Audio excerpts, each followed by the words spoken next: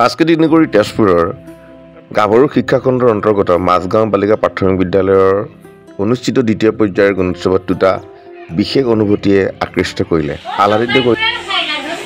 এই মাজগাঁও বালিকা প্ৰাথমিক বিদ্যালয়ৰ নৱনিৰ্মিত পাকঘৰটোত যিটো চৌকা, যিটো জুহাল, সেই জুহালটো অসমীয়া সাতাম বৰষীয়া পুৰণা স্মৃতিবিলাক সজীৱ কৰিছে।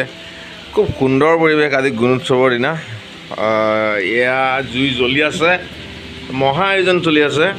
এয়া চৌকা আমাৰ দিনৰ আইতাহঁতৰ দিনত আছিলে অসমত, আৰু এতিয়া আকৌ বিৰাজচাৰ স্কুল মাজগাঁও বালিকাত প্ৰণাদ্য। আৰু দ্বিতীয় গুণজড়িত অনুভূতিটো হ'ল বহিমূল্যায়ক ৰুণজুণ কলিতা বাইদেউৰ কবিতা। শূন্যতায়ো শিকাব পাৰে ভাল পোৱাৰ গান, দৈন্যতাৰ মাজতো গঢ়িব পাৰি প্ৰাচুৰ্যতাৰ সোপান।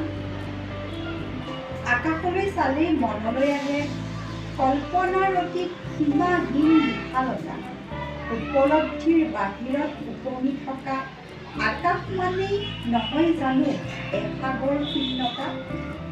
শূন্যতাৰে বহু ভৰি আছে কাৰণেই তুমি হ'ব পাৰিছা ভূমিৰ চিৰন্তন প্ৰাচীন প্ৰেমী আকাশ।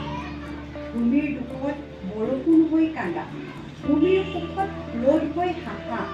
শূন্যতাৰে ভাৰবোৰ নোহোৱা হ'লে জীৱ জগতৰ ভাৰ লৈ ক্লান্ত পৰিশ্ৰান্ত ভূমিক পাৰিলাহেঁতেন জানো গছৰ ছাঁৰ দৰে সদায় থাকিব আৱৰি আৱৰি।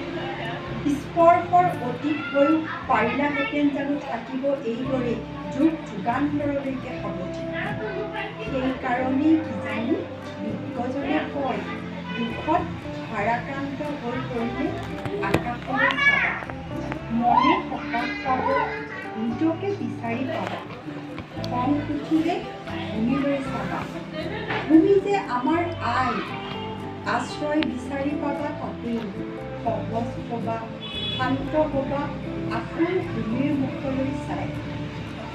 আকাশেই আমাক শিকাই শূন্য মানেইতো নহয় সকলোকেই। বিচাৰিব জানিলে তাতো লুকাই থাকে নতুন আৰম্ভণিৰ বীজ অশেষ। আকাশেই আমাৰ হ'ব পাৰে এক আদৰ্শ উদাহৰণ। শূন্যতায়ো গাব পাৰে ভাল পোৱাৰ গান, দৈন্যতাৰ মাজতো বিচাৰি পাব পাৰি জীৱন সজাবলৈ, জীৱন গঢ়িবলৈ প্ৰাচুৰ্যতাৰ সোপান। বহুত সুন্দৰ দেই।